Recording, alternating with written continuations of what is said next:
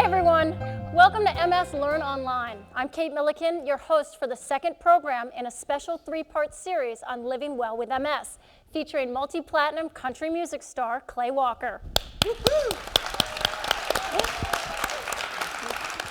In the first program, we talked about what we can do to maintain our physical health while living with MS. Now we're going to talk about another aspect of our health that is so important when living with the uncertainties of MS, our emotional well-being. Joining us in our discussion is Dr. Rosalind Kolb, a clinical psychologist and the Vice President for the National MS Society's Professional Resource Center. We'll start this program with a quote from Dr. Kolb about emotional health. Quote, "Since everyone's MS is different, there are no predetermined stages of adjustment and no right or wrong ways to feel about it. However, there are some very common reactions most people will experience at one time or another over the course of the disease." Let's take a look at what Clay Walker does to manage his emotional health. I think the emotional part of MS has been the hardest, or was the hardest for me to overcome because I didn't know what the disease was going to do to my body. Once I was able to manage it with a daily injection and physical exercise, and I think that my emotions eased and I felt very comfortable in my own skin. For me, I simplify things with just three components: mind, body, and spirit. I try to take care of my mind through knowing that I'm going to be okay.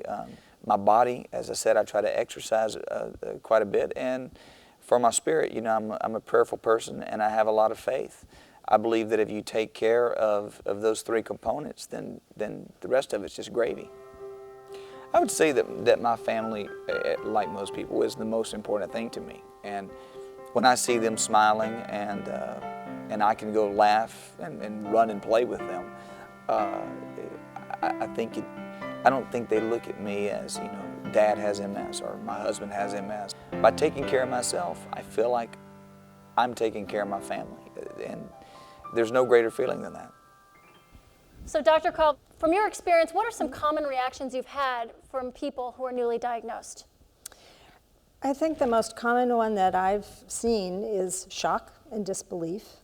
I think nobody expects this kind of thing to happen in their lives, so that's certainly part of it, particularly when symptoms come and change your life and the way your body feels and then disappear. There's a feeling of disbelief. It has to be wrong. The doctor made a mistake. I'm sure this isn't happening to me. And I think for a lot of people, there's also a real fear, panic about what's going to happen. How would you say that these emotions change over time? I think the most important thing about the feelings that people have is that they kind of ebb and flow as the disease does its thing. So in no particular order and in no particular way, the kinds of feelings that I've seen most commonly are grief, because this is a disease that can be characterized by a lot of change and loss. People have to get used to their bodies working differently or their minds working differently than it did. And every time the disease changes your sense of who you are or how you're able to do things, there's a loss that has to be grieved over. I think anxiety is also a big part of it because we don't like things to be unpredictable. And as everybody knows, unpredictability is a real hallmark of MS. You don't know what's going to happen next or how your body's going to feel from one day to the next. It's hard to plan.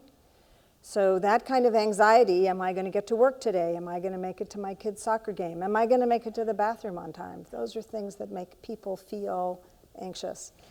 And when things are unpredictable, I think people also get angry. Clay, I'd love to start asking you your initial reaction when you were diagnosed and how, I doubt you were laughing at that point, but, and how that changed over time. I wasn't laughing, but I can tell you, I don't think people want to hear my sad story because we all have them. I think I'd rather talk about what I did to make my emotions become better and more stable. If you have things, and it's not just people, it's things. What are you a slave to? What are the things that are really making you unhappy? I think you have to look at the emotional side of things. I think we bring our emotion. We bring it to us. We call it to us. And I just started changing these patterns that I felt like were unhealthy. And, you know, I remember at the time I was diagnosed that I was overwhelmed with the music business. my career was going gangbusters, just starting to just skyrocket. And I thought, how do I really want to look at this? Is this taking everything away from me? Is that what's happening? And I didn't look at it like that. I looked at it as a balance in life. You can be too high and then you can be too low. I felt like MS really balanced me out in a good way.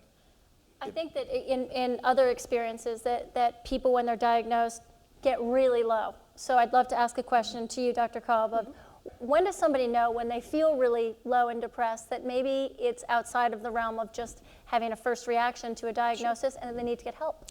I think it's a really important question because that sadness and grieving that is a normal part of dealing with some of the losses that MS can cause is different from actually being very down or depressed. And we know that depression is really common in MS.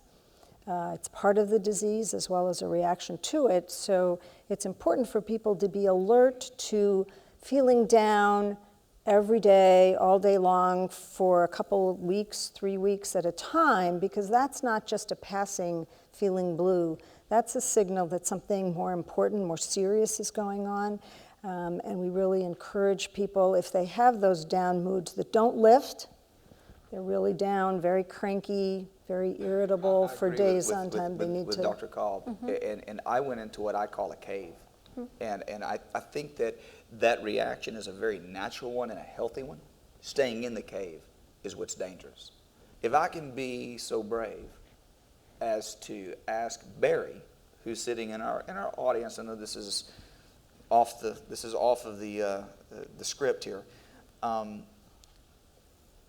Barry's been diagnosed about a year now.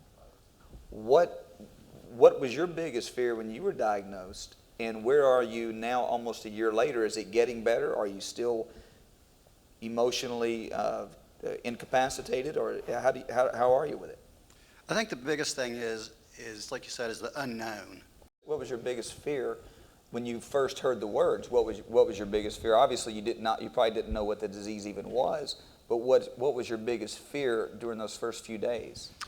I think the biggest fear, exactly, I mean, I'd ridden in the MS, the bike ride and stuff, but didn't really know what it was. And I think that's the way most people are. But I think when you first hear it, you think, oh no, I'm not going to be able to walk in 5 years or 10 years or do the things that I want to do or have a family that you want. So I think that even if it's a first year like Barry having it for 1 year, I think everybody deals with the fear of the unknown, no matter how far they're in the disease. I don't think it's about just being a first year, and frankly, I feel like in many situations it gets worse over time. So I think it's a hard situation for everyone. Here's an email from John. I didn't know what MS was when I was diagnosed. How about you? Did you know what MS was? I did not. I thought it was muscular dystrophy. I really did. I thought I was going to be one of Jerry's kids. Right. Let's go to the studio audience. Joni, hi, you got the mic back. Good job. Hi, Clay. Thank you very much for all you do for us. Thank you. You pretty much answered this question, but what was the number one fear that you had or question when you were first told that you had MS? My worst fear was that I was not going to be able to walk my daughter down the aisle. She was 6 months old. I'm looking at her going, this is my first child. And I can tell you 13 years later, I'm not going to lose this one. I'm going to walk her down the aisle. Dr. Kolb, overall, what are some things that you can recommend for people to really maintain a good sense of emotional health? I think it's important to recognize the feelings that you're having, get the support you need, whether it's from family members, friends, support groups. If you're feeling down and it doesn't get better, as it should periodically, it's time to reach out and get some help from a professional. But I think also it's finding things in your life, even if you have to do them differently than you did them before, or change some of your goals, find things that excite you, that give you satisfaction, give you enjoyment. You don't want MS to be your whole life. It has to be a piece of your life. We don't have a way to make it go away yet. But it doesn't have to be your whole life. And if you start to feel like it's taking over more space than it really deserves, it's time to reach out, tap those resources there to help you get refocused so that you can get on with the other things in your life that are important. So you can't underestimate happiness in layman terms. I think that's true. Thank you, Clay. for your willingness to be so open and candid with us. And thank you, Dr. Cobb, for your wonderful insight. Thanks also to our fantastic studio audience and to all of you who emailed your questions. And finally, a special thanks goes to Teva Neuroscience for their charitable contribution, which has made this special presentation of MS Learn Online possible. Remember, this is the second of a 3-part series, so if you haven't seen the first segment, dealing with physical health, or the third, dealing with fitting MS into your daily lives, click on the titles to the right of the screen. We'll see you then.